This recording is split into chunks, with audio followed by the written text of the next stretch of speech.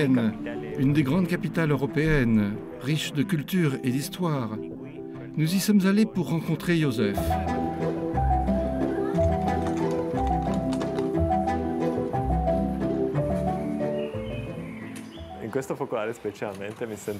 Dans ce focolare en particulier, je me sens très à l'aise, car j'aime être en voyage. Nous sommes très différents et c'est un beau défi. Je dois admettre que parfois, nous nous disons « Allez, restons-en là ». Mais ensuite, nous arrivons toujours à recommencer. Josef est originaire de la République tchèque, né pendant l'ère communiste dans une famille de fermiers. C'est un focolarino, c'est-à-dire un membre consacré du mouvement des focolari, qui vit dans une petite communauté avec Nino d'Italie et Victor du Venezuela. Il a étudié le génie civil, mais à Vienne, il a trouvé du travail comme livreur. Je me rends à bicyclette dans les restaurants et j'apporte la nourriture aux clients.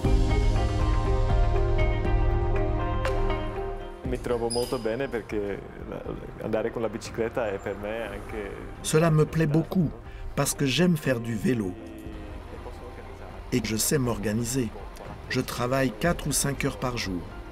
Je peux faire jusqu'à 60-70 km. Une autre chose que j'aime beaucoup, c'est que je peux entrer dans les beaux bâtiments de Vienne.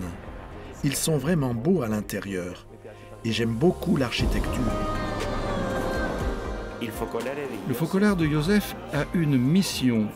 Comme tout focolare, ses portes sont ouvertes à tous, mais en particulier aux jeunes. Nous avons commencé ici une nouvelle expérience de focolare ouvert aux jeunes, qui sont parfois à la recherche d'une vocation, mais aussi peut-être à la recherche d'eux-mêmes. À chaque jeune qui vient ici, tout le focolare change. Il y a une nouvelle approche, de nouvelles règles. C'est quelque chose qui me plaît. Vraiment, nous avons rencontré des jeunes pleins de talent.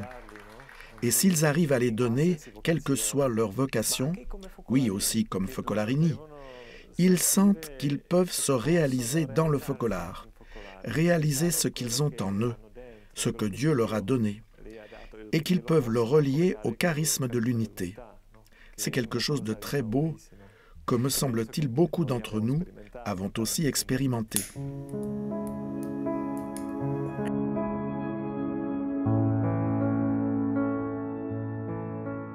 Comment t'est venue l'idée de te consacrer? Pourquoi as-tu choisi le focolare? Nous étions dans un groupe de jeunes, des Djenne. Nous cherchions ensemble notre vocation. Nous avons été invités pour des vacances à la montagne. Et là, dans cet environnement, avec d'autres jeunes, nous avons vraiment vécu quelque chose de fort. Je suis parti en montagne tout seul. Je sentais que je devais prier, que je devais parler à Dieu. Puis j'ai senti que c'était plutôt lui qui me parlait dans le silence. Il me semblait entendre avec mes oreilles son invitation à faire partie de cette vie. Pour moi, c'était clair que c'était le focolare. Je n'ai pas pensé à une autre voie.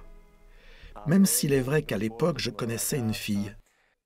Mais ensuite, j'ai compris que ce n'était plus d'actualité. J'ai vécu beaucoup de beaux moments. Oui, mais aussi des défis.